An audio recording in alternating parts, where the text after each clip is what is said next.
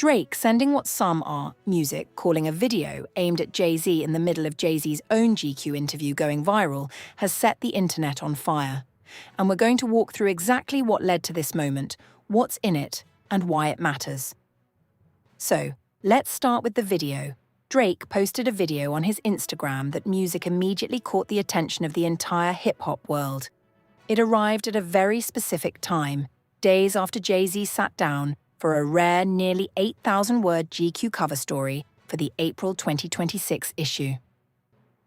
Music. In that interview, Jay-Z talked about the Kendrick Lamar and Drake situation. He talked about his own lawsuit, he talked about his legacy, his family, music, Rock Nation, and the Super Bowl. He talked about everything, and in the middle of all of that, he addressed Drake, not by going at him, but by speaking about him in a way that positioned himself above the conversation entirely. He said things like, "They drag everybody in it," like, "Everyone's part of this conspiracy to undermine Drake, I guess." Then he followed it with something that went viral immediately. He said, "I'm Jay-Z." Now, on the surface, that might read like a dismissal, but to Drake, music, and to the people in Drake's camp, those words landed differently because they came from a man who had, in Drake's view, spent the last 2 years working behind the scenes to help his career take a hit. And so, Drake, in characteristic fashion, did not respond with a press statement. He did not call into a podcast. He did not send subliminal bars on a Lucy. He posted a video. The contents of that video are what have the internet losing its collective mind right now. Or to understand why that video hit the way it did, you have to understand the full scope of the relationship between Drake and Jay-Z. Because this is not a story that starts in 2026. This is not even a story that starts in 2024. This story goes all the way back to 2009. The relationship between Drake and Jay got off to a good start, music, when Jay tapped the Toronto MC for a guest feature on the hook to the Blueprint 3 just 6 months after Drake's breakthrough mixtape. So Far Gone. That moment was huge for a young artist from Toronto who was still transitioning from acting on a Canadian television show to becoming a rapper. Getting a call from Jay-Z meant the world. It was quite literally the stamp of approval from the man who had run hip-hop for a decade. In true Jay-Z fashion, he gave the rising star a platform, and Drake ran with it. By 2010, Drake returned the favor by bringing Jay onto his debut album Thank Me Later with the track Light Up. Drake got the chance to flex his lyrical muscle against Jay's wordplay wizardry, and the result delighted fans. Jay, for his part, didn't just phone it in. He gave Drake a verse that felt like a mentorship moment captured on wax. He told him what climbing to the top would look like, what it would cost, and what it would require. And for a while, this was the dynamic. The veteran is guiding the protégé, and the protégé is paying respect to the veteran. But relationships between titans never stay simple. By 2011, the tone started to shift. Drake began to position himself as the next king of rap. He started making references, some subtle, some less so, that he was coming for the throne. And this was happening during the exact same summer that Jay-Z and Kanye West released Watch the Throne. The timing was not lost on anyone. Drake, whether intentionally or not, was signaling that the era of Jay-Z's dominance was ending and his was beginning. And Jay noticed what started as a growing relationship on Jay's day off, and Drake's Light Up turned into an on-again, off-again battle of words. From that point forward, the two men existed in a strange limbo, publicly respectful, privately competitive, and occasionally outright hostile in the coded language that only hip-hop can produce. The thing about Jay-Z and Drake is that their rivalry was never really about music. It was about position. It was about who gets to claim ownership of the entire culture. Drake didn't just want to be a successful rapper. He wanted to be the most successful rapper in history. And for the first time in a very long time, Jay-Z found himself looking at someone who could credibly make that claim. Not because Drake was a better lyricist, that was never the argument, but because Drake had achieved something Jay-Z hadn't. He had become the most commercially dominant artist in the history of streaming-era music, period. Music, and Jay-Z, a man who had built his entire brand on being the best at everything, found that uncomfortable. The subliminal shots started piling up. In 2013, Music Jay gave Drake 2 a cappella verses for what became Pound Cake on Nothing Was the Same. According to Drake, Jay gave him 2 a cappella verses he had recorded. During his Magna Carta Holy Grail sessions, a very rare extension of generosity from the god, but even that collaboration had an edge to it. Jay's verse on that song included lines that, depending on how you read them, could be interpreted as a father talking to a son or a champion putting a challenger in his place. Then, in 2014, things escalated. Drake did an interview with Rolling Stone and dismissed Jay-Z's art-inspired raps, calling the whole rap meets art world thing corny. Jay responded on a freestyle. The verse was pointed, sharp, and unmistakable. He was telling Drake, "You can talk all you want, but I actually own the things you rap about." This back and forth continued for years. In 2016, Jay and Kanye both appeared on Drake's Pop Style, but when Drake's album Views dropped, their verses were missing. Drake's explanation to Zayn on the matter is full of awkward body language, CPP'd "music, please," and politicians speak that suggests things between, and the self-proclaimed new Jay are a tad frosty. Nobody believed the official story that it was a creative decision. Everybody assumed something had happened behind the scenes. Then came Jay's 444 album in 2017, which included what many interpreted as more subliminal jabs. And when Jay brought his tour to Toronto, he flipped Drake's Know Yourself and his collaboration with grime MC Gigs KMT, performing remixed versions of Drake's own songs on Drake's home turf. It was a move that some saw as a tribute, music, and others saw as a power play. Then in 2018, the two publicly reconciled. Drake brought Jay onto the track Up from Scorpion, and footage made rounds on social media of the two rap heavyweights embracing and posing for a photo at the On the Run 2 tour stop in Detroit. And there's a behind-the-scenes story about how that verse even happened. Jay was on tour with his wife Beyoncé and planned to record and submit his verse afterward at the venue. Jay's longtime engineer, Young Guru, had to build a makeshift studio on the fly at the concert venue to make it happen. The verse was sent to Drake's producer, Noah 40 Shibia, via a tethered phone signal because the venue's internet was already down. That's how tight the turnaround was. That's how much effort went into even getting that collaboration to happen. And for a while it seemed like the two had genuinely buried whatever issues existed between them. But then 2024 happened, and everything changed. When the Kendrick Lamar and Drake beef erupted, it didn't just stay between those two. It pulled in every major figure in hip-hop. People chose sides. Alliances were drawn, careers were repositioned, and Jay-Z, whether he intended to or not, ended up at the center of it. Roc Nation's Super Bowl pick, Grammy winner Kendrick Lamar, was both a controversial choice as the first solo rap headliner and in the midst of a high-profile feud with Drake. Music.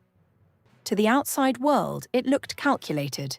It looked like Jay-Z, who through Roc Nation has served as the NFL's live music entertainment strategist. Since 2019, he had used his position to hand the biggest stage in American entertainment to Drake's rival at the exact moment when it would cause the most damage. And Drake's camp was not quiet about it. It didn't take long for people to feel as though Jay-Z's alignment with Kendrick was out of malice toward Drake. The conspiracy theories multiplied, the narrative hardened, and Drake, who was already in the middle of the fight of his career against Kendrick, now felt like he was fighting the entire industry with Jay-Z as the invisible hand guiding the opposition. Then there was also the theory about Beyoncé. Podcast host Joe Budden raised a provocative claim that part of Jay-Z's coldness toward Drake had to do with something personal. Budden suggested that Drake worked on Beyoncé's house album and then did his own house album and dropped it right before hers. In other words, the accusation was that Drake had taken creative work he'd done with Beyoncé, applied it to his own project, and then released it first, beating her to the punch. If true, that would be the kind of thing that Jay-Z, a man who is famously protective of his family and especially of his wife's career, would take very personally. And it would explain why the Cold War between the two men intensified at the exact moment that it did. Button went even further, alleging there was a meeting behind the scenes that stopped Lil Wayne from doing the Super Bowl, which, if true, would mean Jay-Z had used his institutional power to shut down Drake's mentor from accessing one of the biggest platforms in entertainment. So, by the time we get to this GQ interview in March 2026, there is an enormous amount of baggage between these two men, and Jay-Z, to his credit, doesn't duck any of it. He sits down with GQ editor Fraser Tharp for 2 sessions in January 2026, music totaling roughly 4 hours of conversation. The interview is sweeping. He addresses the now dismissed sexual assault lawsuit, saying, "Music, that whole lawsuit thing, that took a lot out of me. I was angry. I haven't been that angry in a long time. Uncontrollable anger." He talks about telling Beyoncé he could not settle the case. "It isn't in my DNA," he says. He talks about the emotional weight of being publicly accused. He talks about his daughter Blue Ivy's musical talent, and then the interviewer brings up the Kendrick and Drake beef. The interviewer references Jay's early 2000s feud with Nas, calling it the genre's biggest rap beef, and Jay immediately interjects, "Well, until now that one line was an acknowledgement." Jay-Z was saying publicly that what happened between Kendrick and Drake was bigger than what happened between him and Nas. And that is not a small statement coming from the man who was on one side of the most legendary battle in hip-hop history.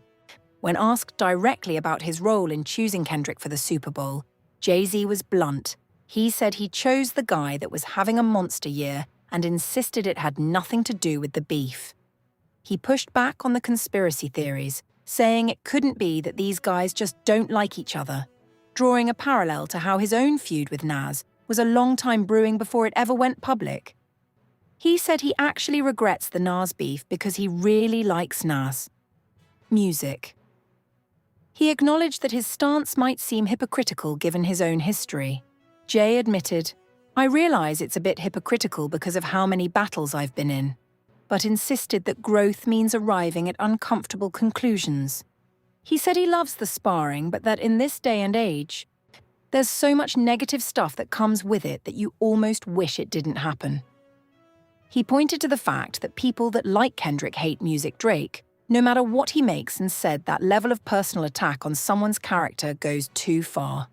He called out the involvement of children in the beef as a line that should never music be crossed, noting, "It's bringing people's kids in it. I don't like that." And then he dropped the line that shook everyone. He doesn't know if battling needs to be part of the culture anymore. Music. Now, all of that sounds reasonable on paper. It sounds like a mature man looking back on his career and offering wisdom. But here's the part that set the internet ablaze. In the middle of all of this measured philosophical music reflection, and Jay-Z also made it clear that he sees himself as untouchable. When asked about the conspiracy theories that he undermined Drake, Music, he didn't just deny them. He laughed at them. He said, "I'm Jay-Z." And then doubled down. Have respectfully to Drake and to the millions of people who saw those words spread across every hip-hop media outlet in the world. Music. The message was unmistakable. Jay-Z was saying he's too big, too important, and too established music to care about what Drake thinks happened. He was in essence dismissing the idea that Drake was even significant enough to conspire against. And that is the context in which Drake posted his video. Music. The video was posted on Drake's Instagram, and within minutes it was everywhere. The timing alone tells you everything. When Music, Drake waited just long enough after the GQ interview dropped for the quotes to reach maximum saturation. He waited for Jay-Z to become a meme, a headline, and a talking point on every podcast and YouTube channel in hip-hop. And then he dropped his response not in words, in a video. And the video doesn't just address the GQ interview. Music. It digs into something much deeper. It touches on the lawsuit that Jay-Z had just spent an entire magazine cover story addressing. It touches on the relationships and business dealings that Jay-Z has fought to keep music private. It touches on the things that the hip-hop world has whispered about for years, but never said out loud. And Drake characteristically says them out loud. What makes this moment particularly loaded is the broader legal context. Drake is appealing to the Second Circuit Court of Appeals in his defamation suit. That case, which centers on whether Drake was defamed during the 2025 Grammy Awards music in the Super Bowl halftime show, is still active with Drake's reply due April 17, 2026. So Drake is not just operating as a musician right now, he is operating as a plaintiff in a federal lawsuit. Music. Every public statement he makes, every video he posts, exists within that legal framework. And the fact that he chose to post this video about Jay-Z at this exact moment suggests that he believes what's in it is relevant not just to the court of public opinion, music, but potentially to an actual court. On the other side, Jay-Z is simultaneously dealing with his own legal situation. Begin the now-dismissed sexual assault lawsuit that was filed in late 2024 hung over his entire 2025. He refused to settle it, even when settling would have been cheaper and faster. He told GQ that doing so would have gone against his DNA. He described the whole experience as heartbreaking. And now, just as he is attempting to turn the page with his 2026 is all offense mantra, Drake drops a video that threatens to drag all of those questions back to the surface. The video doesn't just remind people of the lawsuit. It raises questions about whether there are things the public still doesn't know. It raises questions about what happened behind the scenes. And it raises questions about whether the image Jay-Z presented in that GQ interview composed music philosophical unbothered is the full picture. Jay-Z in the GQ interview talked about his relationship with J. Cole, saying, "I don't have any negative feelings for him. I'm actually super proud of him and what he's done." He talked about how he describes 444 as the hardest album he ever made because it required vulnerability he had previously avoided. He talked about the fact that he has been working on new music but is not ready to release anything yet, and admitted that the ideas he's been sketching are, in his own words, all bad. He talked about why 2026 is all offense after years music spent playing defense. He's got 3 headlining sold-out nights at Yankee Stadium coming this summer to celebrate the 30th anniversary of Reasonable Doubt and Music, the 25th anniversary of The Blueprint. He's got the Roots Picnic in Philadelphia. He's positioning himself for what he clearly intends to be a victory lap. And into that carefully constructed narrative, Drake throws a grenade. And that's the thing about this moment, music. It's not just about a video, it's about timing. It's about calculation. It's about 2 men who have spent 17 years circling each other, sometimes as allies, sometimes as competitors, sometimes as enemies, finally reaching the point where the masks come off entirely. Drake is not sending subliminal bars anymore. He's not making coded references on album tracks. He's not leaning on intermediaries or podcast hosts to get his message out. He is speaking directly. And what he's saying in that video is that he has information, real, documented, concrete information about Jay-Z that the public has not seen yet. And whether that information is as damaging as he implies remains to be seen. Music. Whether it holds up to scrutiny, whether it leads anywhere legally, whether it changes anything in the grand narrative of hip-hop, all of that is still an open question.